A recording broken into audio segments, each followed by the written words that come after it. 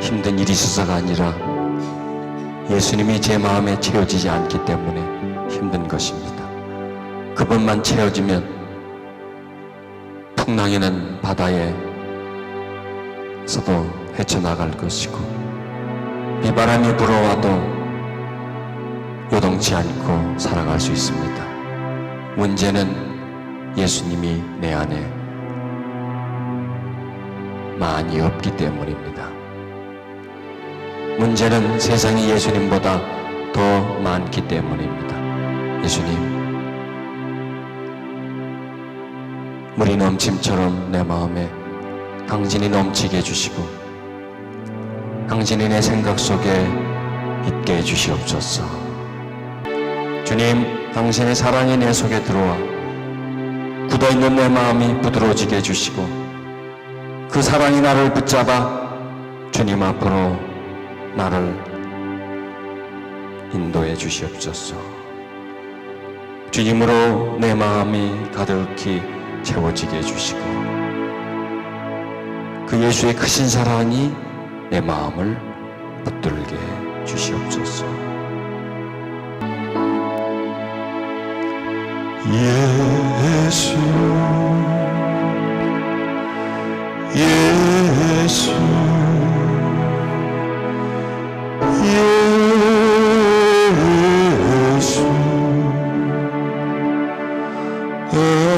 당신의 크신 사랑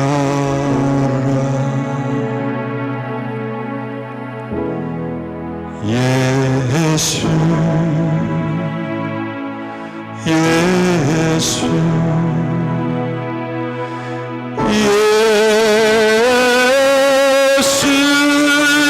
예수 내 마음을 녹이시네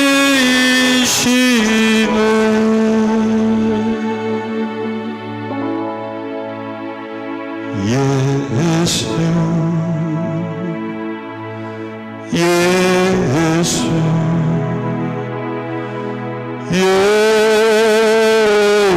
예수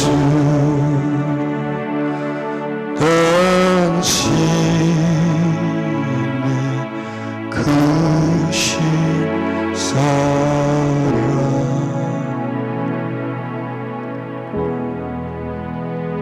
예수 예수 예수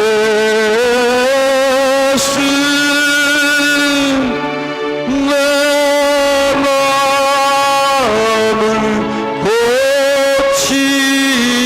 고치시네 예수 예수 예수 내 마음을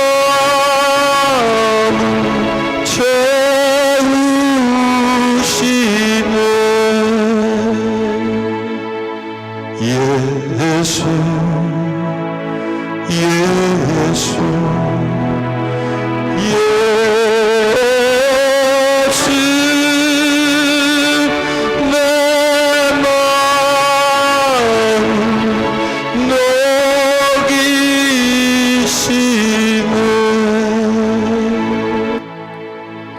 예수님, 우리 마음을 위로해 주소서. 오직 주 예수 당신만이 우리의 마음을 위로해 줄 수 있나이다. 오직 주 예수 당신만이 우리를 채울 수 있나이다.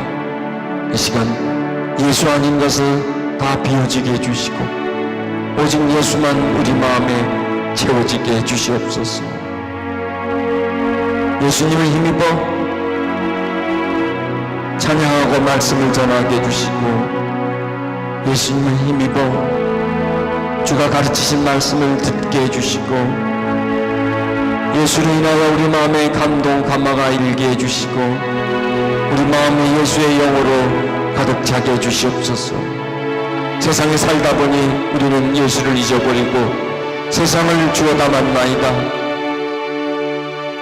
예수는 내게서 다 빠져나가고 세상만 가득 차 있나이다. 이 시간 우리 속에 있는 세상을 빼시고 예수로 가득 채워 주시옵소서. 예수여, 당신의 크신 사랑이 내 마음을 녹이게 해주시고 그 사랑이 내 마음에 채워지게 해주시옵소서. 오시옵소서. 당신을 초청합니다. 우리의 주인으로 당신을 초청하며 이 자리의 중심으로 당신을 초청하며 우리의 머리로 당신을 초청합니다. 나는 몸이여 당신은 나의 머리입니다. 예수를 인하여 보게 해주시고 예수로 듣게 해주시고 예수로 말하게 해주시옵소서. 예수로 판단하게 해주시고 예수로 생각하게 해주시옵소서. 예수로 기억하게 해주시옵소서. 우리의 모든 삶에 예수님이 머리가 되게 해주시고 먼저 가게 해주시고 다스림 받게 해주시옵소서. 그러지 않으면 내가 먼저 가게 되고 그 나의 먼저 감은 세상에 가게 되며 내 육체에 가게 됩니다. 오시옵소서. 오시옵소서. 당신은 이 강단의 주인으로 초청합니다. 오시옵소서. 우리를 채우소서. 오직 당신으로 우리를 채워주시옵소서. 우리가 빈 마음 되게 해주시고 빈 생각이 되게 해주시옵소서. 빈 손이 되게 해주시옵소서. 생각이 가난해지게 해주시고 우리의 마음이 가난해지게 해주시옵소서. 다 내려놓게 해주시고 당신이 그 중심에 있게 해주시옵소서. 오시옵소서 주님. 말씀하시옵소서 주님. 우리를 가르쳐 주시옵소서.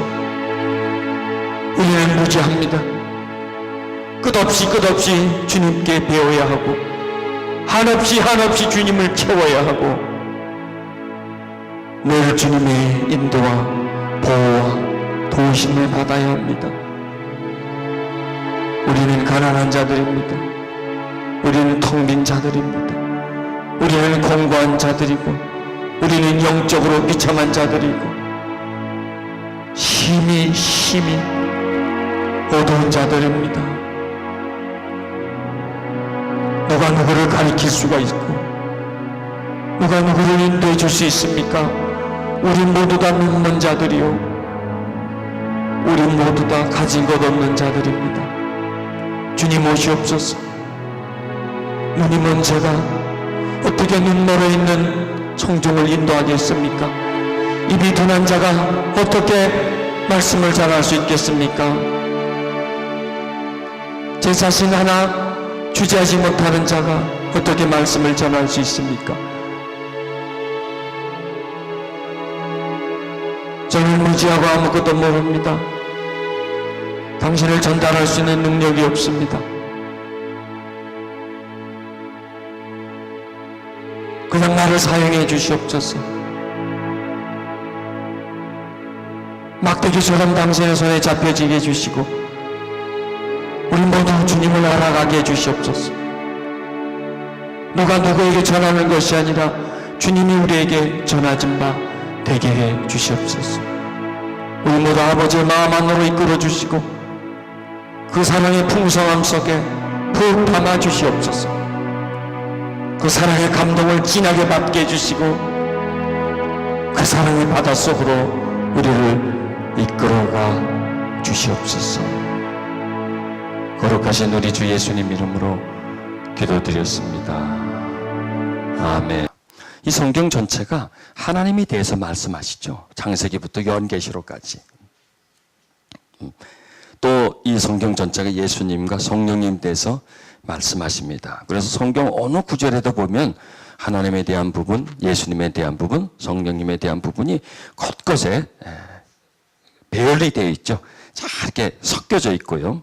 또 특별히 또 어느 구절에는 또 그분만 특별히 또 나와 있는 그런 구절들이 있습니다.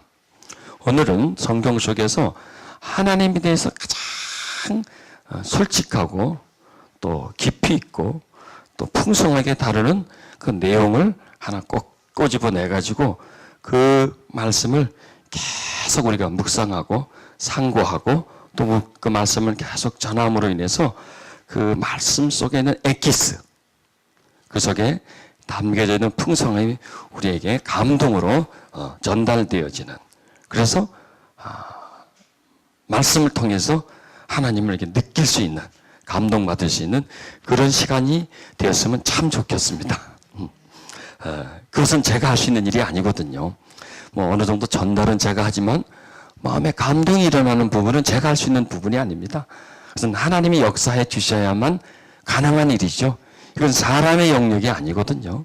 설교를 잘한다고 해서 사람 마음에 깊은 감동, 감화는 주어지질 못합니다. 어떤 분은 설교를 잘해서 그렇게 해주는데 아니에요. 그건 설교를 잘해서 한 것이 아닙니다. 물론 설교를 못한다는 얘기가 아니고요.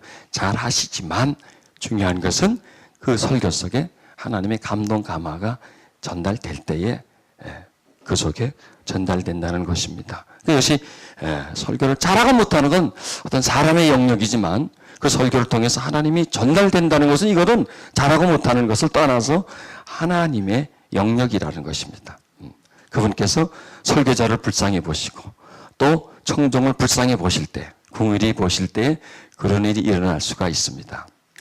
긍휼히 보이려면 어떻게 되겠습니까? 긍휼히 여겨달라고 간구해야 되겠죠. 나를 좀 긍휼히 여겨달라고. 또 하나님은 긍휼이 많으신 분이시기 때문에 자기에게 와서 자신을 긍휼히 여겨달라고 하는 분들을 거부하지 않습니다. 그래서 지금 저는 하나님에게 긍휼히 여김을 받고 싶어서, 왜? 긍휼히 여김을 받아야 하나님의 그 은총이 내게 오고 또 그 하나님의 그 은총이 여러분들에게 전달되지 않겠습니까? 그런 마음으로 이 자리에 섰습니다.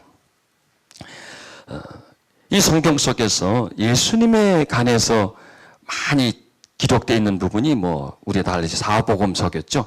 다른 데도 많이 기록이 되어 있지만 이 사복음서는 예수님의 출신, 또 예수님의 배경, 또 예수님의 그 활동, 또 하신 일, 병 고치신 일, 그리고 예수님이 하신 말씀을 선포했습니다.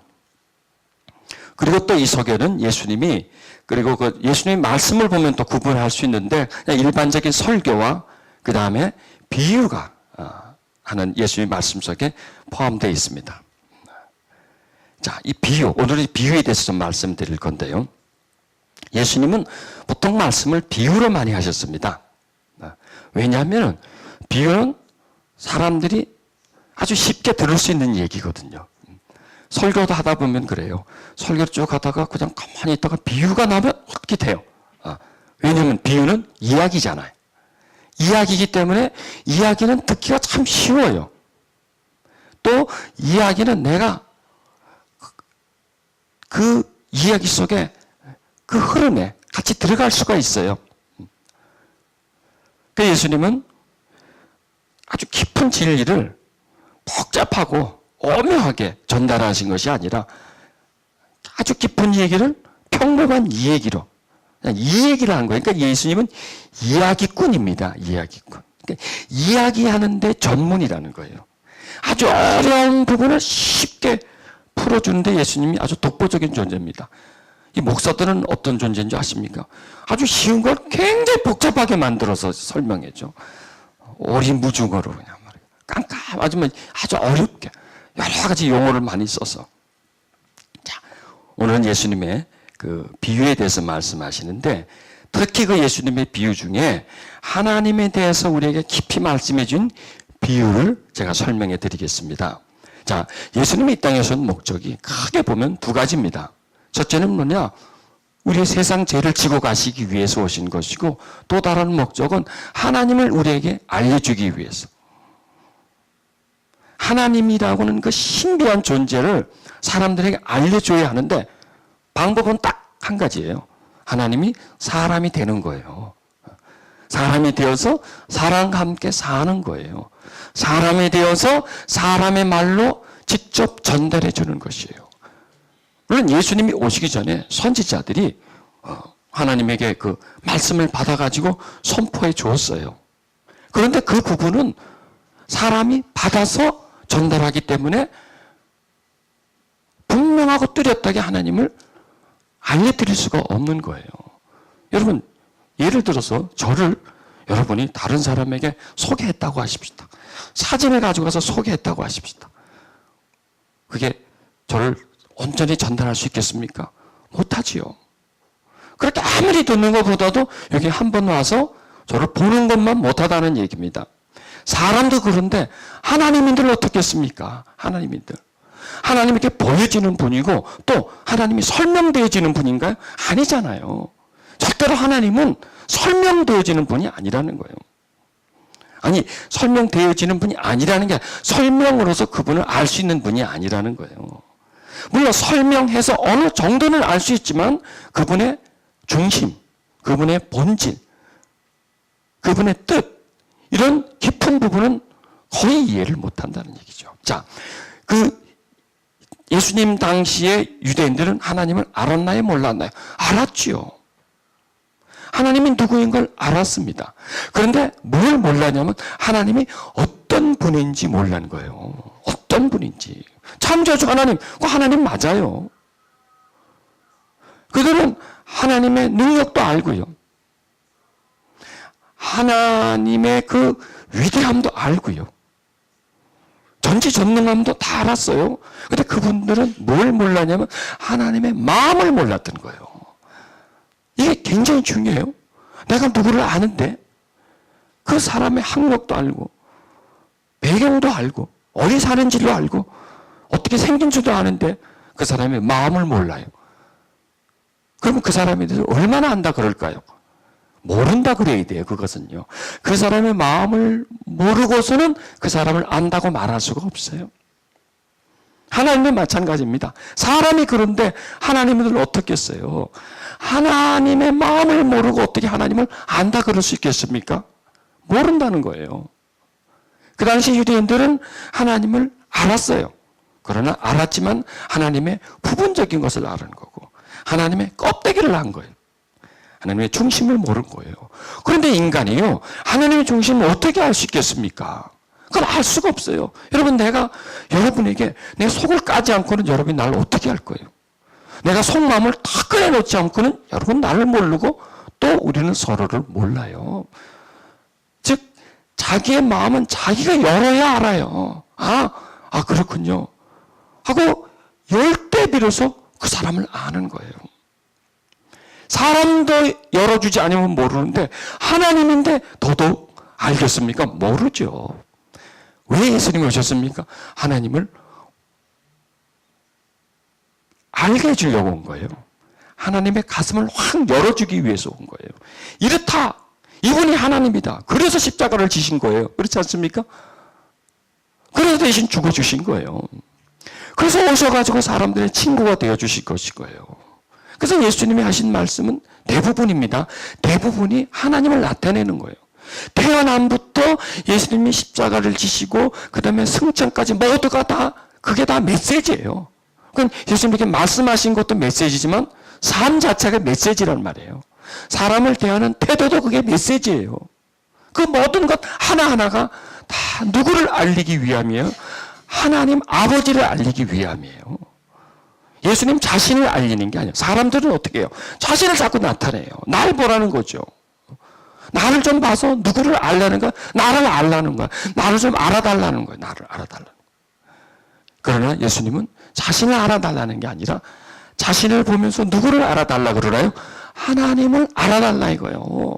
그분을 좀 깨달으라 이거. 나를 보면서 그분을 보라 이거예요. 나에게 멈추지 말고 시선을 나에게 주목시키지 말고 시선이 나에게서 끝나지 말고 나의 넘어 내 뒤에 아니 내 중심에 계시는 하나님을 발견하라는 거예요. 그래서 예수님은 아버지가 내 안에 있다 그러는 거예요. 예수님 안에서 하나님을 발견하라는 것이. 그리고 내가 아버지 안에 있다. 예수님은 하나님을 발견시키기 위해서 오신 거예요. 하나님을 보여주시기 위해서 오신 거예요. 그래서 예수님이 삶 전체가 하나님을 보여주는 삶이었다. 이렇게 말씀이 되겠죠. 그래서 예수님을 깊이 파악하면 누구를 알게 돼요? 하나님을 알게 돼요. 그래서 예수님을 모르고 그분을 통과하지 않고 그분 속을 모르고 그분이 하신 말씀에 담겨져 있는 아버지의 그 가르침을 받아들이질 못하고 예수님을 제쳐놓고 하나님을 아는 건 아는 건가요? 모르는 건가요? 모르는 거예요, 그건요. 아무리 내가 안다 그래도 그건 모르는 거예요. 그래서 예수님이 나를 본 자는 곧 아버지를 본 자다라는 거예요. 그리고 예수님이 이 땅에 오신 목적은 뭐냐면 우리가 아버지의 소유가 되게 하기 위함이고 또 아버지가 우리의 소유가 되게 하기 위함이라는 거예요. 우리를 아버지 마음속에 담게 하기 위함이시고요. 또 아버지의 마음을 우리 마음에 담는다. 이것은 같아진다는 담는다라는 뜻도 있고 담는다. 그릇에 담는다는 그런 뜻이 있다는 것이에요. 예, 저 아이가 아멘을 하는군요. 여러분이 아멘을 안 하니까. 자, 그러면 그 예수님이 하신 말씀 중에 아버지에 대해서 아주 우리에게 깊이 말씀해 주시는 부분이 있는데 그 비유가 뭐냐면 탕자의 비유라는 거예요. 탕자의 비유. 자, 우리 성경을 좀 찾아보도록 하십시다. 누가복음 15장 11절에 탕자의 비유가 여기 나옵니다.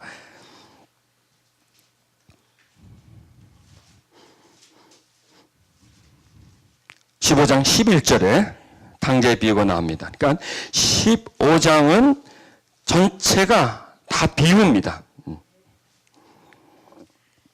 자, 15장 11절에 보면 또 이르시되 어떤 사람에게 두 아들이 있는데 하면서 예수님이 이제 그 두 아들과 어떤 사람과의 관계를 설명하면서 아버지를 이제 우리에게 소개해 주는 겁니다.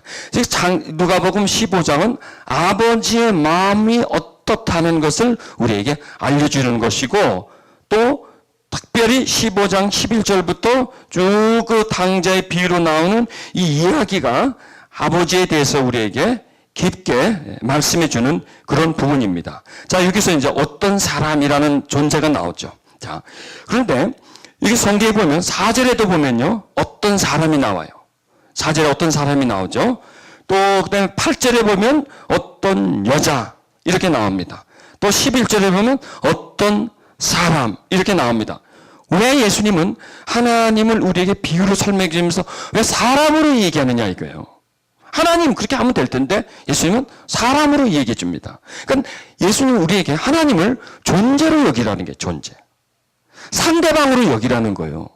하나님을 그냥 신으로 추상적으로 여기지 말고 자 우리가 그냥 하나님이라는 신이라는 존재를 여긴다면 신이라는 존재를 여긴다면 형상은 우리에게 형상이 없어지고요. 물론 하나님의 형상이 없는 거고요. 하나님이라는 존재가 붕 떠버려요. 그렇죠? 붕 떠버리고 형용을 할 수가 없어요. 묘사를 할 수가 없어요. 그래서 예수님은 하나님에 대해서 의인화를 시켜주는 겁니다. 어떤 사람, 하나님이 사람은 아니에요. 사람은 아니지만 인간은 어떤 존재를 의인화할 때 꼭 사람이라는 그 의미가 그 속에 있어야 되는 거예요. 자, 하나님이 자신을 어떤 존재로 우리에게 여겨주기 위해서 예수님이라는 존재로 오신 것이에요. 예수님 생각할 때 우리는 꼭 항상 존재로 여기죠. 사람으로 여기고 또 하나님으로 여기고 하나님이 사람이 되셨지 않습니까? 하나님이 사람 속으로 오셨죠. 하나님이 사람으로 태어나셨지 않습니까? 그래서 예수님은 한쪽에서 보면 완벽한 하나님이시고 한쪽에서 보면 우리처럼 꾹꾹 찌를 수 있는 거고요. 먹고 숨쉬고 똑같은 인간이에요. 땀 흘리고 추워할 수 있고 배고파하고 그런 한 존재라는 것입니다. 그래서 하나님은 사람은 아니에요. 사람으로 오신 것이지요.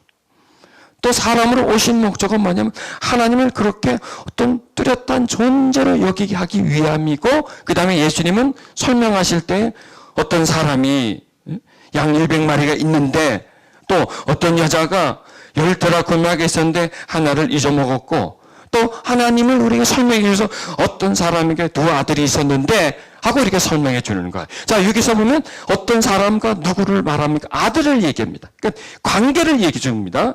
하나님과 우리의 관계를 어떤 사람과 두 아들의 관계를 설명해 주는 거예요. 여기서 하나님은 우리의 어떤 존재라고? 아버지라는 존재를 설명해 주는 것이죠.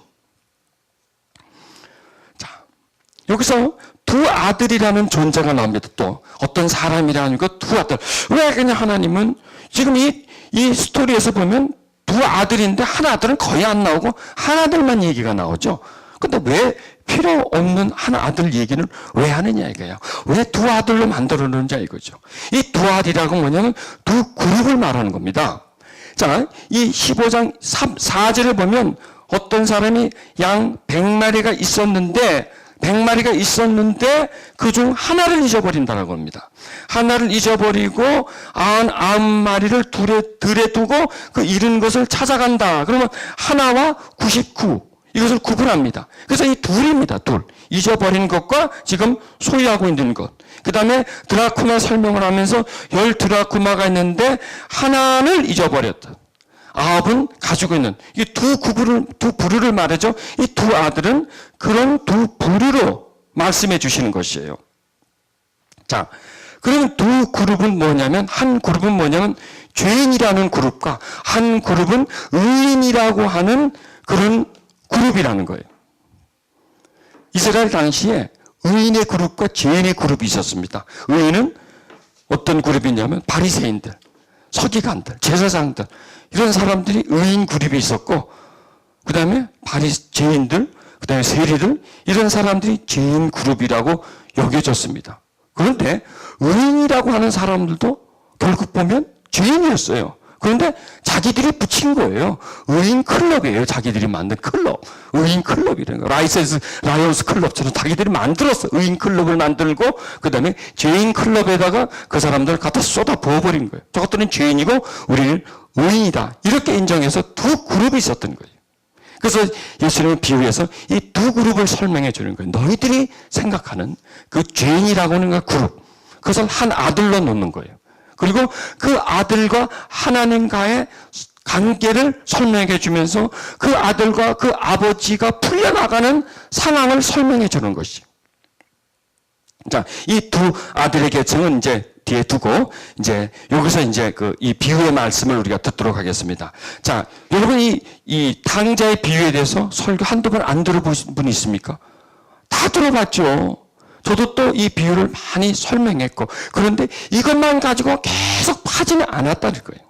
다른 설교 내용 속에 비유가 살짝 등장한다든지 이렇게 조금씩 이렇게 이 설교가 등장하지 이 비유만 가지고 깊게 설명은 안 했다는 거예요.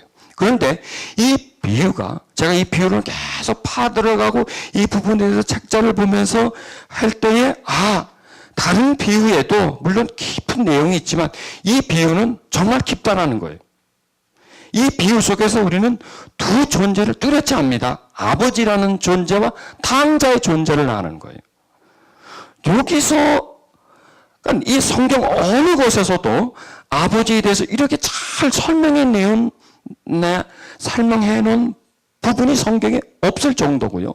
성경에서 우리라고 하는 존재, 이 세상, 이 존재를 이 아들이라고 하는 존재를 함축시켜서 잘 풀어놓은 것이 다른 어느 곳에서도 없더라 이거죠. 그러니까 이 성경 속에서 아버지를 알아요. 그 다음에 누구를 아냐? 나를 알아요. 그런데 아버지를 알고 나를 아는데 아버지를 적당히 아는 게 아니라 깊이 알 수가 있고 나를 아는데 깊이 알 수가 있다는 거예요. 아버지의 숨겨진 마음과 나의 숨겨진 죄성을 발견하는 거예요. 이 속에서. 그럼 나를 발견할 수가 있는 거예요. 이 말씀에서. 이 말씀에서 아버지를 발견할 수 있는 거예요. 여러분, 우리가 어떤 존재와 두 존재가 연합되려면 친해지려면 털어놔야 돼. 속에 있는 거. 속에 있는 걸 털어놔야 돼. 속에 있는 걸 꺼내야 돼. 그리고 두 존재가 가까워지려면 그 사람 속을 알아야 돼. 또 그분에게 내 속을 열어야 돼. 이래야 가까워지는 것이에요. 그렇지 않으면 건성으로 혼성으로만 지를 수밖에 없다는 얘기예요. 자, 이 예화가 하나님과 우리가 굉장히 가까워질 수 있게 만드는 것이죠. 그분을 정말 아버지로 여겨지고 그분에게 있어서 정말 나는 아들이다, 딸이다라는 그런 개념을 가지게 되는 거예요. 또 이 말씀 속에서 아버지는 너무나 깊어, 너무나 풍성해. 우리가 이해할 수가 없어. 우리가 상상할 수 없는 분이에요, 하나님. 그만큼 깊으신 분이고 또 나는 정말 내가 이해할 수 없을 정도로 나쁜 존재라는 거예요. 나쁜 심성을 가지고 있는 존재라는 거예요. 내가 이해할 수 없을 정도로 타락한 심성이라는 거예요. 아, 정말 이럴 수가 있나 할 정도로 나는 그런 존재라는 거예요. 그런데 그렇게 이해할 수 없을 정도로 타락한 내가 정말 깊이를 발견할 수 없는, 깊이를 가늠할 수 없는 그 풍성한 아버지의 자녀가 되었다는 거예요. 여기 놀라는 거예요, 여기. 좀 놀라세요. 여기에서 놀라는 거예요. 이런 나를 사랑해주고, 받아주고, 나를 위해서 희생해 주시고, 죽어주시는 그 아버지의 그 사랑, 그 진한 사랑을 이 말씀 속에서 우리는 발견할 수가 있는 것이에요. 그래서 이 탕자는 누구를 보고 얘기하는 거냐? 날 보고 얘기하는 거예요. 날 보고 얘기하는 거예요. 자, 예수님이 이 땅에 오신 목적이 바리새인과 서기관들을 위해서 오신 것이 아니라, 물론 그 사람들을 위해서 오셨지만은 바리새인과 서기관과 같이 자신을 의인이라고 생각하는 사람을 위해서 오시지 않았다는 거예요. 나는 의인이라는 사람에게는 예수님이 필요 없는 존재예요. 나는 누가 예수님을 십자가에 못 박았습니까? 나는 의인이라는 사람이 십자가에 못 박은 거예요. 자신을 의인 취급을 안 해주기 때문에 십자가에 못 박은 거예요. 그리고 자신들이 죄인이라고 하는 그 바리새인들, 그 사람들하고 같이 노니까 그게 꼴보기 싫어서 못을 박아버린 거예요. 야, 여러분, 요한이 요단강가에서 막 세례를 베풀 때요, 바리새인들도 오고요, 서기관들도 왔었어요. 물론 거기에 구경하러 온 사람도 있지만 감동 감화를 받아서 온 사람도 있었다는 얘기예요. 그래서 세례를 받았어요, 그 사람이. 여러분, 세례 요한에게도 왔는데 예수님에게 왜 안 오겠습니까? 예수님이 가르치면 세례 요한보다 수십 배, 수백 배, 수만 배가 더 높지 않습니까? 더 깊지 않습니까? 그 당시에 예수님이 설교를 하시자 바리새인들 속에서는 큰 혼란이 일어난 거예요. 들어보지 못한 설교라는 얘기예요. 심령을 꼭꼭 찌르고 말이죠. 심령에 깊이 그냥 박히고 자기들이 했던 설교와는 전혀 다른 내용들. 그랬을 때 많은 바리새인들이 예수님에게 찾아갔어요. 니고데모도 그래서 예수님 찾아간 거예요. 물론 밤중에 찾아가서 그랬지만. 15장에 보면요, 모든 세리와 죄인들이 말씀을 들으러 가까이 나오니, 예수님에게 가까이 온다는 것이죠. 바리새인과 서기관들이 수군거려. 그러면 지금 예수님이 말씀하시는데 바리새인과 서기관들도 거기 앉아 있었다고요. 앉아서 그 설교를 듣고 있었어요. 그런데 세리와 죄인들, 이런 하층 부류의 사람들, 당시 바리새인과 세리들이 생각할 때 인간 이하로 취급하는 사람들이 오자 예수님이 야 가! 하고 그냥 마치 약장사가 애들 쫓듯이 말해서 내 쫓아버려야 되는데 그걸 받아주는 거예요. 받아주는 거예요. 그것까지 그냥 넘어가요. 넘어가는데 음식을 같이 먹는다는 거예요. 확 뒤집어져 버리는 거예요, 사람들이 그냥. 이 뚜껑이 열려져 버리는 거예요. 열이 나가지고. 끌어가지고 이 딱 열을 정도 확 돌아버리는 거예요. 그러니까 우리는 이해를 못하죠. 뭐 그럴 수도 있지 않느냐. 하지만 그 당시에 그 사람들의 그 사상으로서는 이건 이해가 안 되는 겁니다. 예수님이 이해가 안 되는 거예요. 어떻게 그럴 수가 있는 거예요. 그 설계의 내용은 정말 하나님의 말씀인데 어떻게 저런 개돼지 같은 인간들하고 같이 밥을 먹느냐 이거예요. 밥을 먹는다는 건 무슨 친구가 되는 거죠. 같은 부류의 사람이 되는 거예요. 그래서 이 사람들이 뒤집어져 버리는 거예요. 그래 예수님의 이 비유가 지금 누구에게 향하는 말씀이냐면 자칭 의인이라고 하는 사람들과 그 다음에 세리와 창기와처럼 내가 죄인입니다 라고 죄를 깨달는 사람들에게 두 부류를 향해서 동시에 말씀하시는 거예요. 한 부류는 뭐냐? 너희가 죄인이라는 것을 깨달으라는 얘기예요. 또 한 부류의 사람들에게는 너희가 죄인이지만 하나님은 너희를 사랑한다는 걸 깨달으라는 얘기예요. 죄를 받아주시는 아버지가 너희를 기다리고 있으니까 돌아오라는 거예요. 이 내용을 지금 말씀해 주시는 것이에요. 수고하고 무거운 짐진 자들아 다 내게로 오라. 이 말씀을 우리에게 하시는 거예요. 자, 여러분, 예수님의 이 비유는 그냥 들으면 그냥 잠깐 몇 분의 이야기로 끝나지만 이 비유를 파고 들어가면 거기서 누구를 만나느냐? 하나님을 만나는 거예요. 또 누구를 만나냐? 나를 만나는 거예요. 당자 속에서 나를 보고 아까 말씀드린 이 어떤 사람이라고 하는 이분에게서 하나님을 보게 된다는 것이에요. 얼마나 풍성한 사랑이 그 속에 있는가 하는 것을 우리가 발견하게 됩니다. 자, 그러면 이 비유를요, 우리는 어떤 비유라고 말합니까? 당자의 비유 이렇게 말씀하잖아요. 저는 그게 안 맞다고 생각해요. 물론 이거는 이름은 누가 어떻게 붙이든 상관없어요. 내가 붙이면 내가 이름이에요. 그게 이름이에요. 이거는 주인이 없는 거예요. 아버지의 비유라는 얘기예요. 자칫 잘못하면 탕자가 주인공이 돼요. 아버지는 조연이 돼요. 그냥 등장인물이 돼요. 물론 작은 아들, 큰 아들도 등장인물이 되고 그 다음에 여기 나오는 여러 사람들도 등장인물이 돼요. 그 등장인물의 한 존재가 돼요, 아버지는. 그래서 탕자의 비유라는 거예요.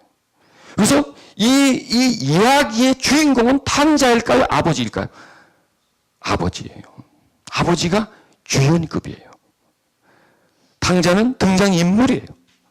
그 다음에 나머지 모든 부분들은 배경이에요, 배경. 그러니까 배경이 중요한 게 아니죠. 등장인물이 중요한 것이 아니라 아버지가 중요한 거예요. 그래서 이 비유는 아버지가 주인공이다.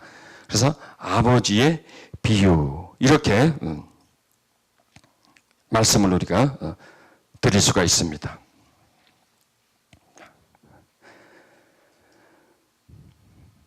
자, 우리는 이 비유 속에서 어떤 사람은 하나님을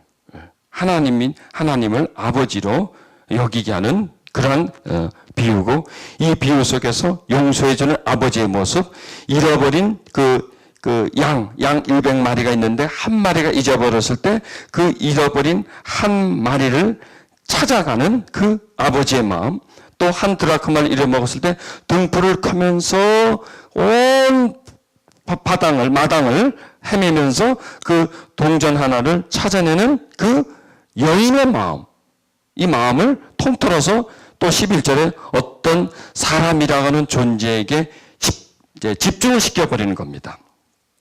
자, 여기서 이제 그 아들과 그 비유가 있습니다. 자, 근데 이제 12절에 보면 이제 둘째 아들이 아버지에게 말하되 아버지여 재산 중에 내게 돌아올 분깃을 내게 주소서 이렇게 말씀합니다. 그러니까 11절은 뭐냐면 아버지와 그 아들이라고 하는 관계를 말씀해 주시고, 12절에는 뭐냐면 이제 그 아들이 아버지에게 뭔가를 요구합니다. 뭔가를 요구하면서 아버지에게 뭘 달라고 이렇게 말씀하십니다. 자, 여기에서 이 아버지는 아버지의 마음을 우리는 발견해야 되는데, 그 아버지의 마음을 아까 내가 누구에게서 발견한다 그랬죠? 예수님에게서 발견한다 그랬죠? 예수님은 보이지 않는 하나님의 형상이시고요. 예수님을 깊이 보면 하나님을 볼 수 있다는 것입니다. 그래서 그 예수님 삶 자체가 하나님을 보여주는 것에 집중이 되어 있는 것이에요. 그래서 그 예수님이 만난 사람, 대한 내용, 또 예수님이 다른 사람을 대하는 태도, 자세, 이게 다 아버지의 마음이에요. 이것을 복합시켜 놓으면, 집중시켜 놓으면 이게 바로 하나님의 마음이라는 거예요. 여러분, 예수님이 다닌 곳이 있잖아요. 만난 사람이 있잖아요. 또 그 사람을 대하는 태도가 있잖아요. 이게 다 성경 속에 기록되어 있어요. 이걸 하나하나 뽑아내줘야 돼요. 가난한 사람, 힘든 사람, 병든 사람, 고통하는 사람, 그 사람을 맞춰. 그게 바로 하나님의 마음이라는 거예요.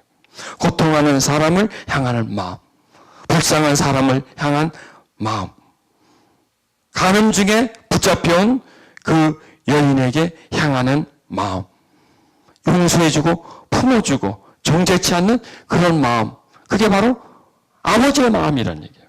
그러니까 우리는 하나님을 알 때 하나님의 마음을 모르면 안 된다는 거예요. 하나님의 마음을 모르면 하나님을 알지만은 모르는 거나 마찬가지예요. 그리고 마음을 모르면 가까이 할 수가 없어요. 마음을 모르면 교통할 수가 없어요. 마음을 모르면 대화할 수가 없어요. 마음을 모르면 서로 사랑할 수가 없어요. 마음을 모르면 기댈 수가 없어요. 마음을 모르면 위로받을 수가 없어요. 그 하나님은 우리를 정죄치 않는 하나님이라는 거예요. 그 현장에서 가늠한 여인을 수많은 사람들이 다 돌을 던져 죽이자고 그래요. 그런데 오직 딱 한 분, 예수님만 그 여인을 옹호해 주잖아요. 그리고 나도 너를 정죄하지 않는다는 거예요. 다시 죄를 짓지 말라. 이렇게 말씀해 주고 그 여인을 보내주십니다. 그러나 그 여인은 나중에 예수님을 따라다닙니다. 무엇 때문에 그럴까요? 그 사랑에, 그 마음을 알았기에, 자기를 대하는 그 태도를 보았기에 그 여인은 예수님을 통해서 누구를 만났습니까? 하나님을 만난 거예요. 예수님을 통해서 하나님을 본 것이에요. 예수님을 통해서 하나님의 마음이 전달된 거, 이 속에. 전달되니까 이 여인이 변화를 받지 않습니까? 여러분, 우리가 변화되려면 배워서 되는 것이 아니라 하나님의 마음이 우리 마음에 전달될 때 우리는 그 변화를 받아요. 삭개오도 마찬가지예요. 삭개오도 세리, 죄인의 축에 속했습니다. 그런데 예수님은 삭개오에게 다가갈 뿐만 아니라 그날 밤을 삭개오와 보내지 않습니까? 그 다음날 삭개오는 변했어요. 삭개오는 예수님을 통해서 누구를 봤습니까? 하나님을 본 거예요. 예수님을 통해서 하나님의 사랑을 받은 거예요. 인정을 받은 거예요. 그의 텅 빈 마음에 하나님이 그 마음속에 다가오신 거예요. 그때 삭개오는 그 감동 감화를 통해서 삶의 변화를 일으키지 않습니까? 우리가 하나님을 알아서 변하는 것이 아니라 하나님의 마음을 받아서 변하는 거예요. 그의 사랑을 경험함으로 인해서 변하는 것이에요. 우리 이번 집회에서 하나님 사랑을 한번 좀 발견해 보도록 하십시다. 그분의 진한 감동, 우리 마음속에 깊이 파고 들어오는 그의 생명력, 우리 마음을 꼭 붙잡아 주시는 그 포근함, 그 사랑, 끝까지 나를 용서해주고 받아주시는 이 당자의 아버지와 같은 그 포근함, 그 속에 깊이 들어가는 거예요. 그 사랑을 내 마음속에 담는 거예요. 내 마음 그릇 속에 담는 거예요. 여러분, 어느 동네에서 아주 못되게 하는 사람이 하나 있었습니다. 온 동네 사건은 다치고 다니고 힘들게 하는 사람이 있었어요. 어느 날 그 사람이 큰 사고를 쳐서 형무소를 갔습니다. 동네 사람들이 박수를 치는 거예요. 아, 참 잘 됐다고. 한 몇 년간은 아주 우리가 조용하게 살 수 있겠다고. 다 진짜 막 파티를 하듯이 동네가 다 좋아해요. 그런데 그 중에 꼭 한 사람 아파하는 사람이 있습니다. 누구일까요? 아버지예요. 그 사람의 어머니예요. 다른 사람 다 잘 됐다고 하지만 그 아버지 어머니는 그 아들을 가슴 아파해요. 다른 사람은 다 버렸지만은 그 부모는 버리지 않아요. 이게 부모의 관계예요. 이게 아버지와 당자의 관계예요. 사람은 자기 자식을 버려요. 그러나 하나님은 자기 자식을 절대로 버리지 않아요. 집요하게 이 당자를 붙들고 있어요. 멀리 가도 붙들고 있어요. 깊은 곳에 숨어도 붙들고 있어요. 그리고 그 아들이 돌아오게 만드는 그 큰 사랑의 힘, 그 사랑의 힘을 이 아버지로부터 배우는 거예요. 우리도 그 사랑 속에 있다는 것을 발견해야 됩니다. 아멘. 자, 여기서 어떤 사람에게 아들이 있었습니다. 이 어떤 사람이라는 아들이 이게 매치가 안 됩니다. 어떤 사람이라고 하는 존재는 무한하게 좋은 존재예요. 풍성한 존재인데 이 아들이라는 존재는 완악한 존재예요. 완전 타락한 존재예요.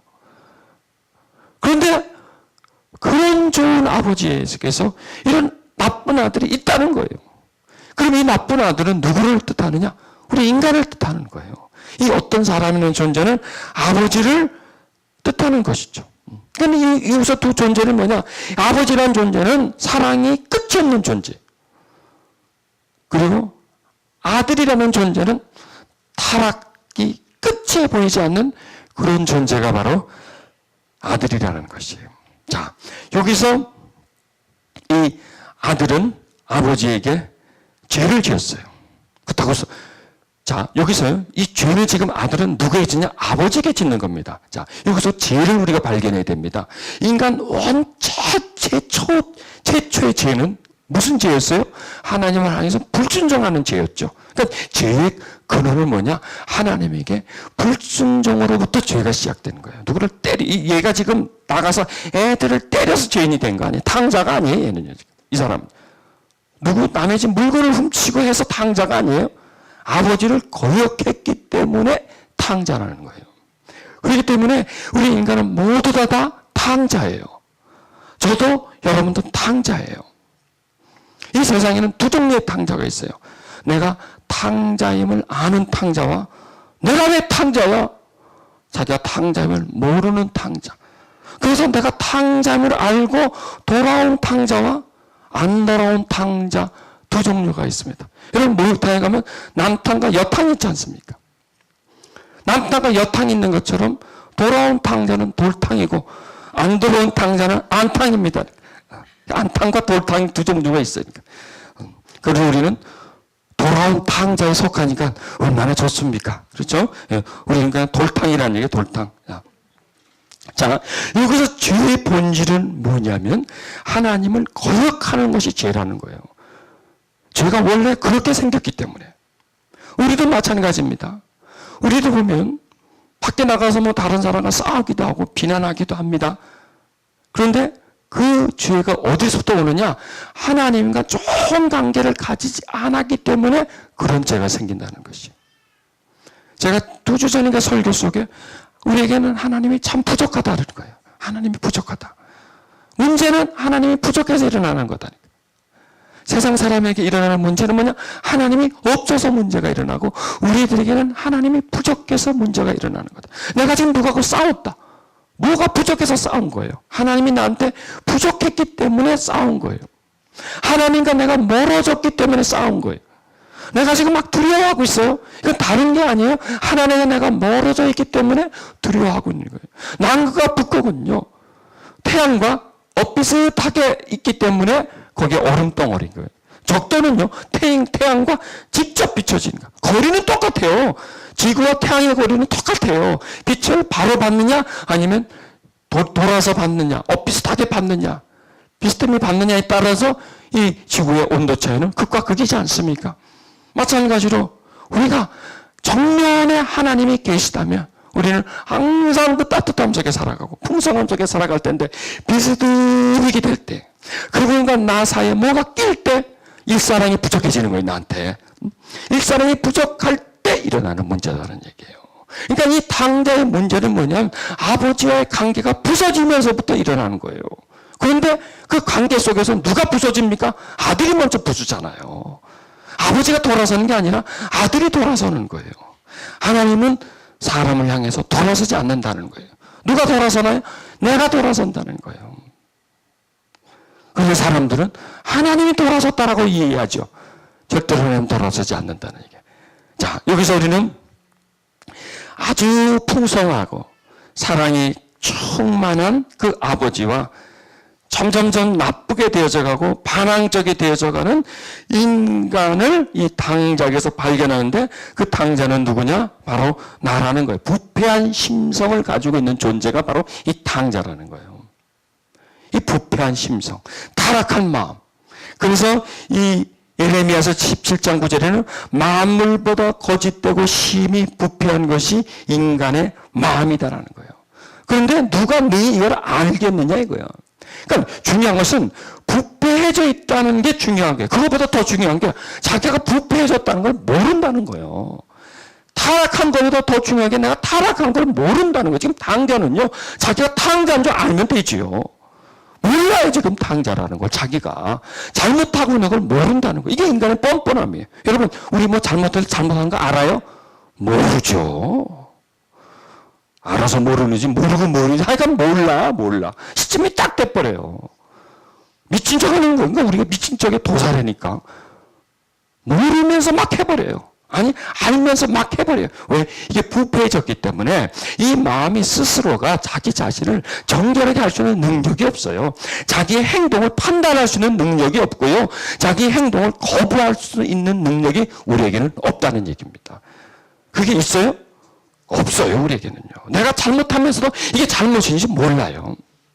또 안다고 설사 알아 내가 이거 내가 잘못하는 거네 알아도 그것을 조절을 못해. 빠져나오지를 못해. 그냥 고야 고. 그냥 끝까지 가는 거예요. 그냥. 그러다가 이제 꽝 하고 사고가 났을 때 그때 쓰죠. 그때. 어떤 사람이 얘기를 해줄까요? 이 사람이 오토바이를 누가 타고 다니니까 그걸 배우고 싶은 거예요. 어떻게 배우냐고. 어떻게 타냐고. 그때 이 사람이 가르쳐줬어요. 이렇게 하면 타고 이렇게 하면 타고 이제 가르쳐주다가 화장실을 갔는데 이 사람이 오토바이를 탄 거예요. 근데 뭘 안 배웠느냐? 브레이크 잡는 걸 안 배운 거야. 그래가지고 계속 돌는 거야. 그냥 오토바이를 타고. 그래서 나중에 어떻게 섰느냐? 하도 안 돼서 벽을 부닥치고 섰다는 거야. 그리고 병원으로 갔다는 거야. 끝까지 가는 거야. 끝까지. 쓸 줄을 몰라. 그러니까 우리는 죄는요 저지를 줄은 알아요. 저지를 줄 아는데 벗어나오지를 못해요. 죄의 시작은 해요. 그러다 거기서 빠져나오지를 못해요. 우리는. 이게 인간의 심성이라는 겁니다. 여러분 우리가 거룩합니까? 우리가 의롭습니까? 어린 반푼을 쫓으면서 절대로 우리는 의로운 사람이 아닙니다. 그분이 우리를 의롭다라고 인정해 주었을 뿐이지 우리는 절대로 의롭지 않습니다. 내가 죄를 이길 수 있을까요? 이기지는 못합니다. 왜? 인간의 심성은 타락했고요. 그 타락한 것마저도 모르는 게 인간이라는 것이죠. 자, 우리는 지금 의로운 심성을 가지고 있나요? 타락한 심성을 가지고 있나요? 타락한 심성을 가지고 있어요. 하나님의 아들이지만 우리는 그 하나님의 그 성향을 본받은 심성이 있는 것이 아니라 하나님을 아들이지만 떠나려고 하는 심성이 우리 속에 존재하고 있다는 것을 우리는 발견해 줘야 됩니다. 자, 여기서 그 어떤 아들이 탕자가 되는 시점이 있습니다. 그게 뭐냐면 아버지에게서 마음이 돌아서는 시점이에요. 아버지에게서 떠나고 어디론가 가고 싶은 마음입니다. 여러분 인간에게 이게 다 있어요. 떠나고 싶은 마음이에요. 내 마음대로 한번 살아보려고 하는 그 마음. 그래서 이것이 바로 탕자의 죄가 시작된 마음이에요. 여러분 우리는 하나님을 믿고 있으면서도 슬쩍 영원히는 안 떠나려고 그래요. 슬쩍 벗어나고 싶잖아요. 믿으면서도 어떤 때는 건터가 온단 말이에요. 그래서 내 마음대로 해보고 싶은 그럴 때가 온다. 그냥 내 마음대로 해버렸으면 참 좋겠다. 이런 마음들이 온다는 얘기예요. 이게 끊임없이 우리에게 찾아오는 그런 마음입니다. 자, 첫 번째 여기서 뭐냐면 만족함이 없었어요. 왜 떠나려고 했을까요? 만족이 없었어요. 그 아버지 집에 있는 게 만족하지 않았다는 거예요. 그런데 우리가 다른 입장에서 보면 지금 이 아들이 만족해야 되죠. 충분히 만족해야 됩니다. 그러면 떠나려고 하는데 이유가 있을 것 아닙니까? 나쁘기 때문에, 구타를 하기 때문에, 못 살게 굴기 때문에, 나쁘기 때문에, 뭐 이렇게 이유가 있어야 되게 떠나려고 하는데, 그런데 이유는 하나도 찾아볼 수가 없어요. 이 어떤 사람이라고 하는 이 존재는 완벽한 존재예요. 그리고 이 집의 지금 사정은 자식에게 유산을 풍성히 물려줄 정도로 했기 때문에, 자, 배가 고파서 떠나지도 않았을 거고, 공부를 하려고 하는데 공부를 안 시켜줘서 떠나는 것도 아니고 학대를 해서 떠나는 것도 아니고 모든 게 만족해요. 그런데 지금 이 아들은 불만족하고 있는 거예요. 여기서 인간의 이 마음속에 있는 죄성을 발견해야 되는데 만족을 누리지는 못하는 거예요. 좋은 게 있어도 이게 인간의 마음이죠. 이게 우리의 마음이죠. 다 해줬는데 많은 게 채워져 있는데 거기에서 만족하지 못하는 마음. 그런데 이 불만족이라는 것은 만들어내면 돼요. 만들어내면 돼요. 이 불만족이라는 것은 이 죄성 속에서 올라오는 거예요. 있는 것에, 해준 것에, 소유한 것에 만족하기보다는 더 하고 싶은 거예요, 내가. 이게 욕구예요. 욕심이에요. 이 욕심에서 올라오는 거를 스스로가 또 이거를 만족하지 못하는 거예요. 자, 이 탕자는 지금 왜 아버지를 떠나려고 하느냐? 내 멋대로 살고 싶어서 그러는 거예요. 누구에게 통제받고 조절받고 강요받고 그걸 싫어하는 거예요. 누가 말을 하면 그걸 듣기 싫어. 자, 우리 그래? 안 그래요? 누가 얘기하면 집사님 이러셨으면 좋겠어요. 집사님 이런 부분이 참 안 좋은데 원수예요. 그때부터. 안 봐. 그 사람 안 봐. 옳은 말인데도 간섭받기를 싫은 거예요. 여러분, 우리가 성숙한 사람이 되려면 누군가가 나에게 이익이 주는 사람에 대해서 참 고맙게 생각해 줘야 돼요. 그런데 우리는 그렇지 못해요. 그렇죠? 나한테 어떤 지적을 해주면 지까지 있게 뭔데 이렇게 나오죠. 너나 잘해라, 너나 잘해. 너나 잘해, 너나. 이렇게 나오죠. 이게 뭐냐면 간섭받기 싫어하는 인성이래요. 우리의 성품이 여기서 나오는 거예요. 우린요, 그런 통제를 받아야 돼요. 어떤 질서가 우리 속에 있어줘야 돼요. 정말 우리 주변에요, 그런 사람이 있어줘야 돼요. 나를 지적해주는 사람. 물론 그 지적이라는 게 그냥 막 나를 나무래고 하는 게 정말 사랑의 마음으로 지적해주는 사람이 있어줘야 돼요. 그리고 누군가가 그 얘기 줄 때 그걸 들어야 돼요. 참, 이 여러 나라 민족성들이 있는데 이 한국 민족이 말 안 듣는 짐승 중에 이게 아주 으뜸 가는 짐승들입니다. 참 말을 안 듣는. 전부 다 내가 똑똑한 거예요. 내가 똑똑한 거예요. 국회의원들 보세요. 다 자기가 다 똑똑하지 뭐. 다 내 말만 하려고 그래요.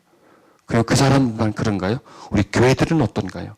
교회에서 보면 다 똑똑한 사람이 있네요. 그러니까 이게 만족하지 못하고 또 어떤 통제, 질서 속에서 내가 벗어나려고 하는 것이다. 인간의 죄성 속에 나오는 것이다. 그러니까 우리에게 삶에서 나오는 많은 부분들이 이게 죄성에서 흘러오는 거라니까. 만족하지 못하고 더 하고 하는 그런 마음들, 이런 모든 것들이 우리 속에서 나오는 거예요. 이 아버지가 앞길을 막아서 지금 이 아들이 나가려고 그러겠습니까?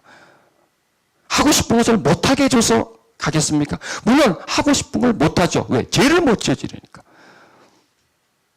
이 인간의 욕구 속에 죄를 지으려고 하는 그런 욕구를 아버지로 인해서 막아지니까. 아버지는 거룩하게 사니까. 그 거룩하게 사는 걸 보니까 재미가 없는 거예요. 즐기면서 살아야 재미가 있다라고 그런 생각하는 거예요. 자, 여기서요. 아버지 재산을 내게 주세요. 이렇게 요청했는데 이게 순간에 나온 감정이겠습니까? 그러니까 오랫동안 준비됐던 말이에요. 오랫동안. 그 순간에 아버지 던져요. 나 갈래요. 화가 나서 그 순간에 어떤 감정으로 말하는 게 아니라 오랫동안 쌓여왔다는 거예요. 여러분, 이 하마가 선악과를 뱅뱅뱅뱅뱅 돌고 그걸 따먹고 뱀의 말을 듣고 하는 게 하루에 일어났을 일일까요? 저는 그렇다고 생각하지 않아요. 물론 그 내용 중에는 이게 없지만은 오랜 시간 동안 괜히 빙빙빙 돌아본 거예요. 냄새가 한번 맡아본 거예요. 그래서 막 그림을 그려본 거예요. 그걸. 계속 거기에 좀 집요하게 계속 그걸 쳐다본 거예요. 그리고 뱀하고도 순간적으로 말을 했을까요? 갑자기 뱀이 나타나서 말을 했을까요? 아니에요. 조금씩 뱀과 대화를 하면서 친해진 거예요. 조금씩 뱀의 말을 듣게 되는 거예요. 그래서 그걸 따먹게 되는 거죠. 이게 순간적이라는 거예요. 여러분, 우리 죄가 그렇습니다. 우리 죄가 지금 나오는데 이게 물론 어떤 순간적 충동에서 나오지만 이건 이미 준비되어 있는 거예요. 행동으로 나한테 표현되는 죄는 오랫동안 나한테서 묵은 거예요. 나한테서 뿌리를 내리고 있는 거예요, 이게. 이건 보면 우리가 어떤 유전적으로 아버지가 가지고 있는 죄성을 타고났다든지 아니면 어린 시절부터 쭉 살아면서 내 몸에 깊숙이 배어져 있었던 그런 죄가 어떤 충동에 의해서 확 드러나는 것이라는 얘기입니다. 내 속에는 많은 죄들이 준비되어 있구나. 어떤 자극이 오면 일어날 수 있는 그런 준비가 내 속에 참 많이 되어 있구나. 이 탕자처럼 아버지에게 주세요. 돈 내놓으세요. 하고 이렇게 말하는 것이 순간이 아니라 오래전부터 준비되어 오고 있었다는 거예요. 자, 그리고 여기에 지금 사단이 나와요? 안 나와요. 사단은 안 놉니다. 그런데 사단이 보여요? 안 보여요? 보이죠. 그렇게 좋은 가정에서 좋은 아버지인데도 그 아버지에게 불만을 품게 만드는 거예요. 모든 환경이 완벽한데 거기에 만족이 없는 거예요. 그리고 아버지에게 내가 집 나갈 테니까 재산 나한테 상속해 달라고 이렇게 대드는 그런 그 사연 속에 사단이 개입되어 있는 거예요. 여러분, 우리 죄 속에요, 다 사단이 개입되어 있어요. 죄성 속에도 있지만 어떤 충동 속에도 개입되어 있는 거예요. 또 죄를 저지를 때 물론 거기에 사단이 개입되어 있는 거죠. 그러니까 사단을 보이지 않게 역사를 한다는 겁니다. 전혀 느끼지 못하게 역사하면서 다가온다는 것입니다. 자, 여기서 사단이 이렇게 아들에게 속삭였을 거예요. 왜 그렇게 사느냐 이거요. 왜 답답하게 사느냐. 좀 재밌게 살아라. 좀 즐기면서 살아라. 한 번밖에 없는 인생이라는 얘기예요. 왜 그렇게 고상하게 살려고 그러냐. 왜 이렇게 얌전하게 살려고 그러냐. 죄를 좀 지어가면서 살아라. 하고 싶은 대로 하면서 살아라. 이렇게 속삭였던 거예요. 아주 좋은 시가 있습니다. 보세요. 아버지는 말하셨지 인생을 즐겨라. 웃으면서 사는 인생 자 시작이다. 오늘 밤도 누구보다 크게 웃는다. 하하하. 웃으면서 살기는 인생은 짧다. 앞에 있는 여러분들 일어나세요.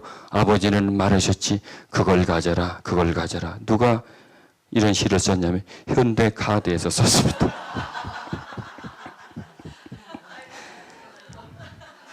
이게 사단이 속삭이는 거예요. 그래서 저는 바꿔봤습니다. 아버지는 망하셨지 인생을 즐기다가 신용불능자로 사는 인생 자 시작이다. 오늘 밤도 누구보다도 크게 울자. 울면서 살기에는 인생은 너무나 길다. 앞에 있는 여러분들 하지 마세요. 아버지는 말하셨지 긁지 말아라. 긁지 말아라. 이것을 추구하는 거예요. 이게 뭐냐면 이게 속삭여 주는 거예요. 여러분 보세요. 이 사단의 속삭임이요. TV를 통해서 우리에게 얼마나 속삭이는지 몰라요. 그 사람 날마다 우리에게 다가와요. 이런 선전 문구로서 다가오는 거예요. 이게 세상에서 사단의 속삭임이 우리에게 들어온다는 얘기예요. 놀아라. 즐겨라. 우리가 길거리를 가다 보면 많은 네온 사인들, 밤에 네온 사인들, 사람들의 즐기는 모습. 이런 것을 보면 하고 싶은 거예요.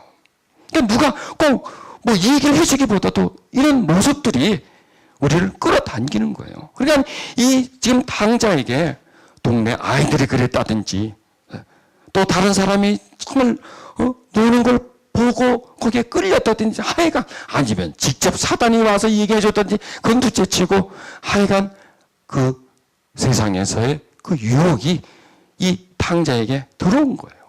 자, 우리에게는 안 들어옵니까? 들어오잖아요. 시도 때도 없이 들어오잖아요. TV를 통해서 들어오잖아요. 하자는 광고 문구를 통해서 우리 속에 들어오잖아요. 또 길거리를 가다 보면 많은 장소에서 또 들어오잖아요. 다 들어가. 이게 왜 인간 속에는 욕구가 가득 차 있기 때문에 그래요. 욕구가 차서 그 욕구를 풀려고 사람은 태어나면서 사람과 함께 욕구도 태어납니다. 그래서 내 속에서는요, 더 즐기자는 거예요. 편하게 살자는 거예요. 재밌게 살자는 거예요. 더 많은 것을 좀 보자는 거고요. 더 맛을 보자는 거고, 더 재밌게 살려고 하는 그런 이 속에서의 끊임없이 우리 속에서 올라오는 거예요. 자, 여기서 이 아들은 그 세상의 유혹에 서서히 넘어가면서 자기 마음대로 사는 쪽으로 나가게 됩니다. 여러분, 우리가요, 다른 사람에게 예속되고 지배를 받을 필요는 없지만 딱 한 분에게 예속되고 지배를 받아야 되는데 하나님이라는 존재예요. 아버지에게 예속을 당해야 되는데 인간 마음속에는 누구에게든지 예속당하려고 하지 않고 내가 자유롭게 살려고 하는 것이에요. 이게 하루 이틀에 들어온 게 아니에요. 어제 오늘 생겨진 게 아니래요. 이게 창조시대 때부터 생긴 거예요. 첫 인간 하와로부터. 여기서 사단이 이렇게 말하잖아요. 뱀이 여자에게 이르되 너희가 결코 죽지 아니하리라. 너희가 그것을 먹는 날에는 너희 눈이 밝아 하나님과 같이 되어, 뭐가 같이 돼요? 하나님과 같이 돼요. 여러분, 우리가 내 마음대로 살려고 하는 것이 바로 이 죄성이라는 거예요. 하나님과 같이 돼요. 하나님과 같이 되어 그 뱀이 속삭인 말, 그리고 그 넘어간 그 말이요, 아직도 우리 귓가에 남아 있어요. 우리 내면 속에, 무의식 속에 남아 있어요. 하나님과 같이 되고 싶은 거예요. 하나님과 같이 되고 싶다는 얘기면 내 마음대로 살겠다는 거예요. 하나님은 하나님 뜻대로 하시잖아요. 나도 내 뜻대로 하겠다는 얘기예요. 떠나서 살고 싶다는 거예요. 이게 죄예요. 이게 죄예요. 통제받으려고 하지 않는 그런 마음, 이게 탕자의 시작이에요. 자, 우리 속에 탕자기가 있어 없어요? 보통 있나요? 꽉 차 있죠. 이게 다 우리 속에 있다는 게 이 죄성들이. 아, 내가 이런 성향을 가지고 있구나. 그래서 나도 탕자구나. 여기서 말을 하는. 그러니까 우리는 하나님을 믿는 탕자고요. 저 사람은 안 믿는 탕자예요. 밑탕이고 앙탕이에요, 저기는. 우리 믿고 있는 탕자란 말이에요. 성향이 같아요, 그 사람들하고 우리하고. 근데 중요한 것은 뭐냐? 가야 된다는 거예요.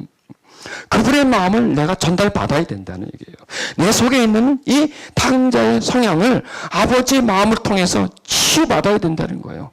그러려면 먼저 우리가 깨달아야 되는 것이죠. 깨달아야 되는 것. 탕자의 아들은, 이 탕자의 아들이란다. 탕자는 아버지로부터 떠나려고 하는 게 뭐냐면, 이게 그 순간에 일어나는 마음이 아니고 오래전부터 인간이 지니고 있는 마음이에요. 인간이 지니고 있는 마음이고, 그 다음에 그 지니고 있는 마음의 주변의 성향이 이 속에서 부채질을 하는 거예요. 하나님 같이 되어라고 하는 그 성향이 이 속에 있는데, 주변에 보여지는 것들이 그런 것을 자극하는 거예요. 가만보니까 아버지는 돈이 있거든. 이 돈 이거 내가 나중에 유산 받을 거거든요.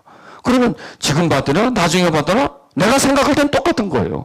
그러니까 달라 그러는 거예요. 여기서 둘째가 아버지에게 말하되 아버지여 재산을 내게 주소서, 이렇게 나오잖아요. 아버지여 재산을 내게 주소서. 왜 달라고 하는 겁니까?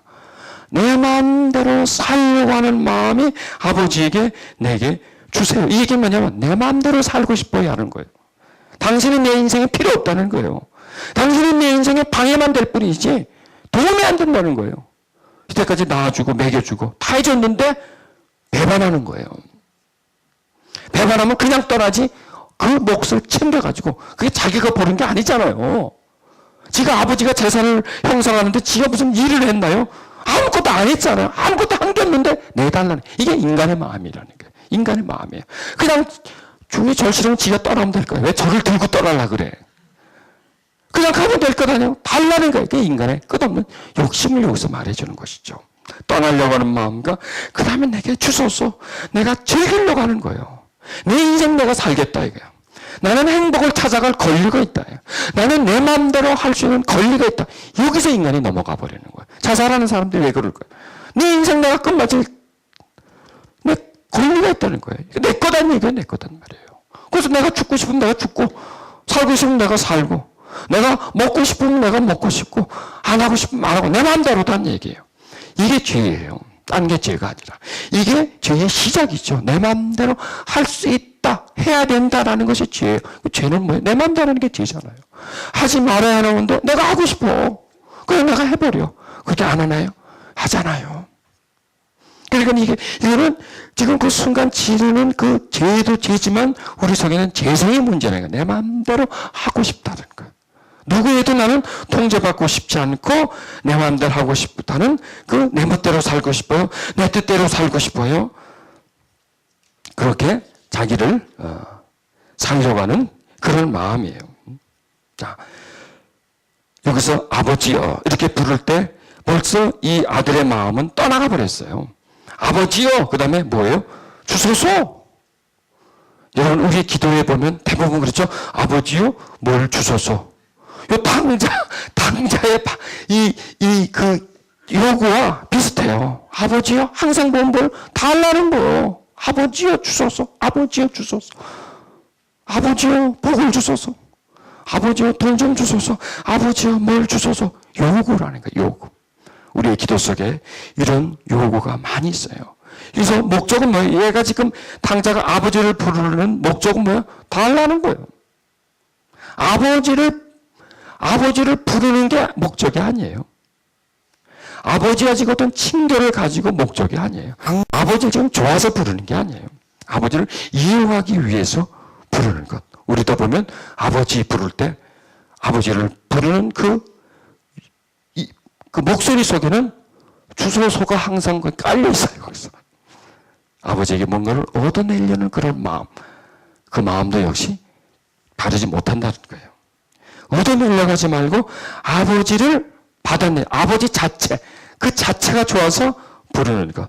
그래서 아버지, 그 나머지 부분에 연결시키지 않는 부분들이 우리에게 필요합니다. 자, 여기서 아버지여 하고 주소서 이렇게 했습니다. 이게 뭐냐면 선택이에요. 아버지에게 받아내야 되겠다. 그 다음에 뭐 실행이죠. 아버지 주소서.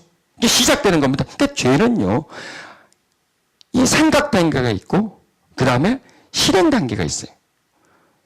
죄는 생각이 올라요. 마음에서 올라와요. 그럼 이걸 묵살해버리면 돼요.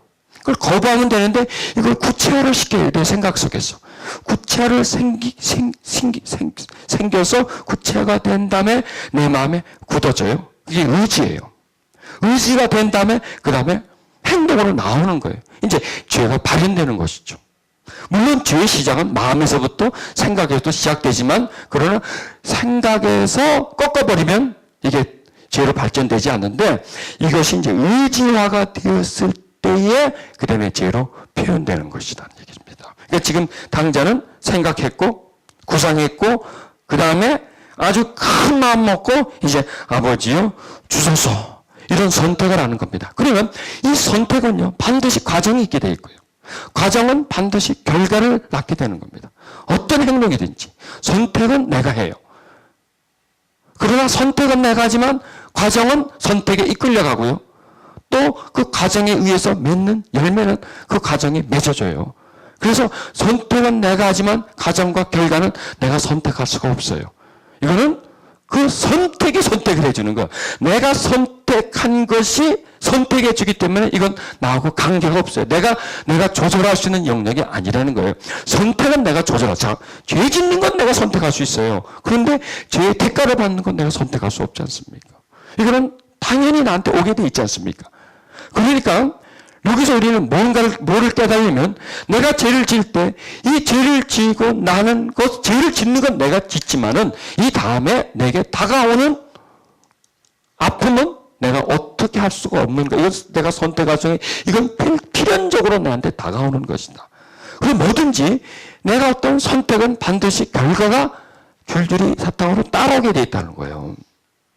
이것까지를 생각해 보자는 얘기예요. 지금 당장 발등에 떨어지는 것, 이것만 보지 말고, 순간적인 것을 보지 말고, 그냥 속삭여 오고, 내가 막 내 마음에서 막 하고 싶어 하고, 이런 것만 보지 말고, 이것이 선택되어졌을 때, 그 다음에 어떤 결과가 나에게 따라올 것인가, 이걸 봐야 되는데, 지금 당장은 그걸 못 보고 있는 거예요. 이 다음에 결과가 어떻게 될지를 전혀 상상도 못 해본 거예요. 그냥 하고 싶은 거예요. 그냥 하고 싶다는 거예요. 이 충동 속에서 행동화 시켜버리는 거예요. 자, 우리도 이런 행동이 적을까요? 많을까요? 많아요, 우리도요. 그냥 즉흥적인 마음이에요. 그냥 내가 생각이 들었어. 누가 나한테 그렇게 얘기를 했어. 이렇게 하면 좋겠다. 이렇게 나와버리는 거예요. 그러면 그것은 결과까지도 내게 가져오게 만드는 것이고, 그러면 그것을 피할 수 있는 것은 뭐냐? 내가 이렇게 한다 이거예요. 이렇게 한 후에는 어떤 결과가 올까라고 하면 깊이 생각해 보면 알게 되는 거죠. 그러면 다시 한번 생각해 보게 되고 절제하게 되고 그걸 이겨낼 수가 있다는 겁니다. 그러니까 나한테 지금 어떤 행동이, 나한테 어떤 충동이 온다고 해서 하고 싶다고 해서 다 해서는 안 된다는 거예요. 그걸 곤란해 줘야 된다. 그러니까 당자의 잘못은 여기서부터 있는 거죠. 그러니까 하고 싶은 것을 그냥 아버지에게 해 주소서 하고 자기가 내놓은 거예요. 또 이렇게 이미 그렇게 딱 내놨을 때는 그렇게 할래요. 이렇게 해주세요 했을 때는 누가 이 얘기에도 안 들어가요. 이미 그렇게 했을 때. 그러기 전에 누구하고 상의를 해. 누구에 가서 물어봐. 그래서 자기 생각을 꺼내. 그리고 그쪽에서 이거 그렇지 않다, 좋지 않다. 그 말을 들으면 되는데 이미 나 혼자서 결정하면 묻지도 않죠. 여러분, 우리는 내가 뭔가를 하려고 할 때 물어야 돼요. 진짜 누구에게 물을까요? 하나님께 물어보는 거예요. 하나님, 이게 내 결정인가요? 하나님의 결정인가요? 이게 내 본능에서 올라온 건가요? 아니 내 재성에서 올라온 건가요? 아니면 하나님이 하시나요? 하고 이렇게 물어봐야 돼요. 그래도 그것도 시원찮으면 내가 잘 아는 사람 중에서 참 기도하시는 분, 이런 분에게 가서, 또 나보다 좀 나이가 지긋한 분, 세상을 좀 오래 사는 분, 영적이신 분에게 가서 자기 얘기를 털어놓으면 그분이 또 좋은 얘기를 해줄 것이에요. 그래서 나한테서 올라오는 것과 내가 기도하는 것과 그리고 내가 다른 사람에게 좀 조언을 구하는 것과 이런 것을 좀 합쳐보라는 얘기예요. 또 그렇게 하면서 시간을 점점 보내면 달라져요. 이 당자가 그렇게 해서 아버지에게 바로 말을 하지 않고 그럼 기다려봐. 내가 이게 이래야 되나? 부모님 내가 좀 하고 싶은데 과연 이게 옳은 건가? 좀 기다려보자. 하고 그걸 자꾸 좀 머뭇거려보고 좀 기다렸다면 마음이 달라요. 여러분 우리 그런 걸 못 느껴요? 어떤 걸 생각했는데 그 다음날 되니까 아니야. 하룻밤 자고 나니까 아니야. 내가 저 사람 가만 놔두면 안 돼. 근데 하룻밤 자고 나니까 그래 참자. 하룻밤 자고 난 사이에 마음이 달라지는 거예요. 인간의 마음이 이렇게 달라져 버려요. 뭘 내가 꼭 가고 싶어, 꼭 사고 싶어. 막 그 자리에 막 살려고 그러다 아니야, 조금 더 기다려봐. 그날 가보니까 세일해 그게. 반값으로 떨어졌어. 예를 들어서 이런 거. 그러니까 우리가 이해하지 못한 일들이 많이 일어난다는 거예요. 그리고 나한테서 생각이 올라오고 막 하고 싶다고 해서 이게 진리가 아니라는 거예요. 내 생각은 절대 진리가 아니라는 거예요. 내 생각대로 해서 되는 일도 있지만 안 되는 일이 더 많다는 얘기예요. 생각을 한 번 더 중요한 일일수록 한 번 더 생각해보고 그 생각이 기도로 변하고 또 그 기도가 하나님께 묻고 중요한 일일수록 점점 좀 기다려보고 더 심사숙고해보고 더 기도해보고 또 다른 사람과 은혜해보고 이런 여러 가지를 합쳐서 천천히 나아갈 때 큰 실수를 하지 않는다는 거예요. 이 당자처럼 일생일대의 실수를 하지 않는다는 겁니다. 지금 우리는 당자에게서 한 수 배우는 거예요. 이 사람의 큰 실수 속에서 우리의 실수를 보는 거예요. 과거에 내가 행했던 실수를 보고 또 이분의 실수 속에서 우리가 앞으로 할 실수, 지금 실수가 기다리고 있다는 건 앞으로 할 실수가 기다리고 있어요. 앞으로 할 실수가. 그런데 앞으로 할 실수를 얼마나 우리가 막으면서 가느냐, 피하면서 가느냐, 그 실수의 길로 접어들지 않느냐가 우리 인생의 행복과 불행이 거기서 나오는 거예요. 우리가 죄를 짓느냐 안 짓느냐가 거기서 나오는 거예요. 우리가 불에 빠지느냐 아니면 어렵게 사느냐 이게 나오는 거예요. 그러니까 이런 속에서 우리를 발견하는 거예요. 나를 찾아내는 거예요. 지금 이 당자는 아버지에게 이런 말을 할 때 얼마나 이 속에 꿈이 있었겠습니까? 이거만 성사되면 아버지한테 이익해서 아버지한테 돈만 받아내면 와 인생 참 대박난다는 생각한 거죠. 그런데 그거는 그 사람의 생각이에요. 그 순간의 생각이에요. 그 타락한 심령에서 올라오는 흥분이고요. 짜릿짜릿함이고요. 어떤 기대란 얘기예요. 이게 사람 망치는 거예요. 이게 사람 망치는 거예요. 이런 것에 빠지면 인생 망치게 된다니까요. 크게 망치진 않아도 부분적으로도 조금이라도 망친다는 거예요. 그러니까 여러분 잘못되는 일들은요. 잘못된다고 써있지 않아요. 거기 보면. 아주 잘 될 거라고 생각해요. 여러분 그렇게 생각하지 않았어요? 예전에 다 경험이 있잖아. 야 이거 잘 될 거다 해봤더니 말짱 황이야 그냥.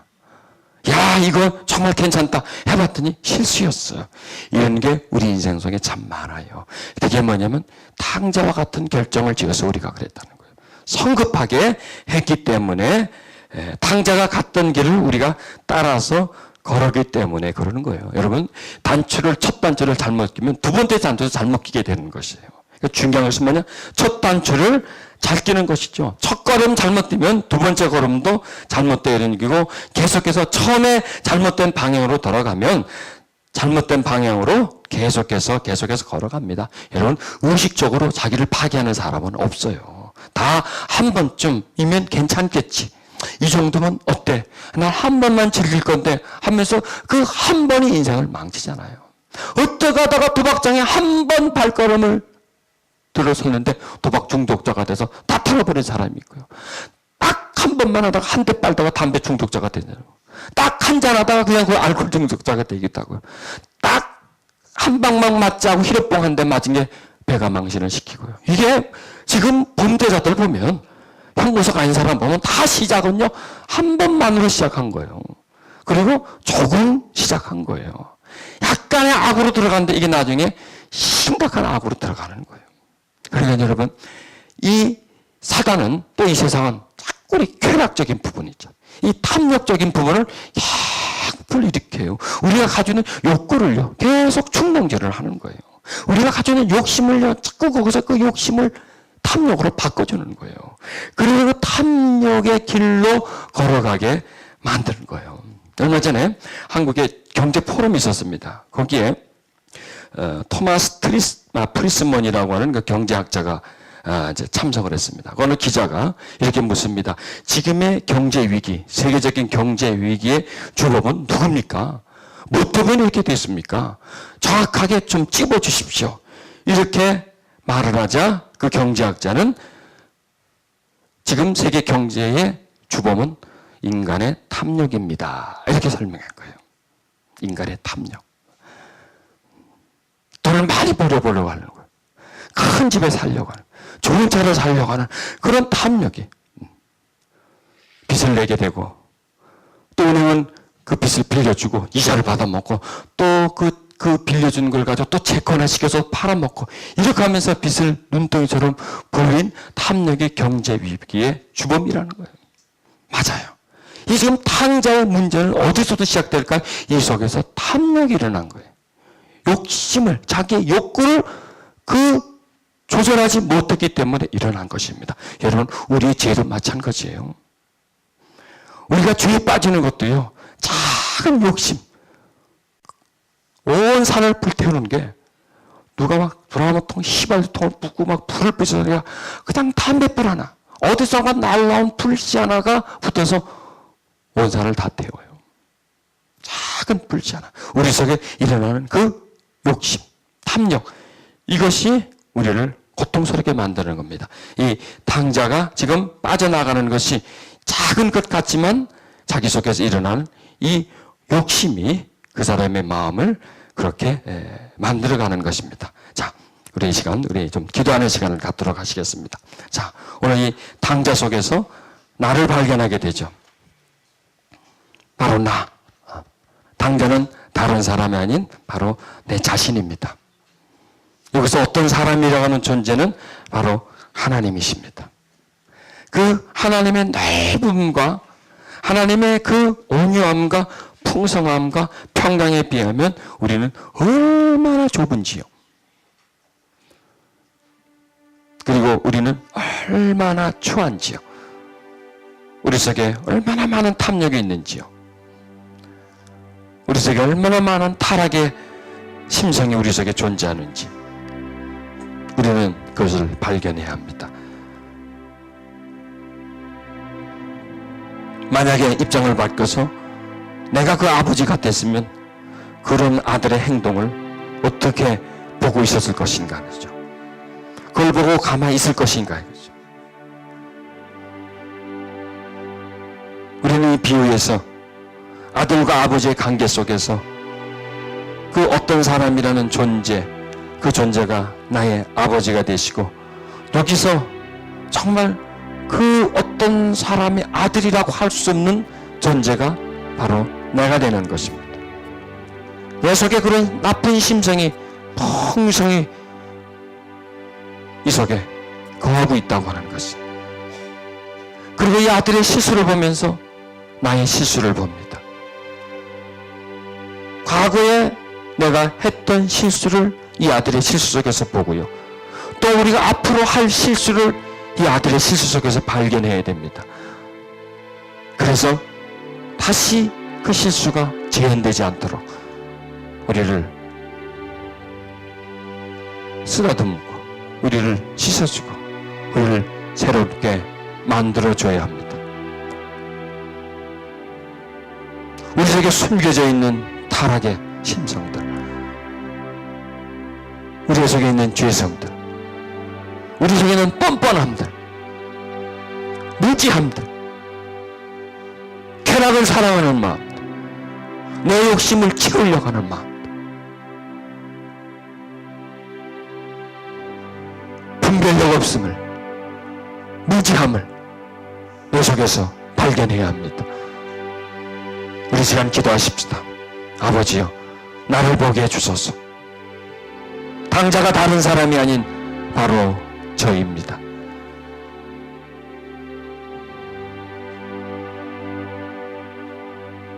그 당자 속에서 나를 발견하게 해주시고, 양떼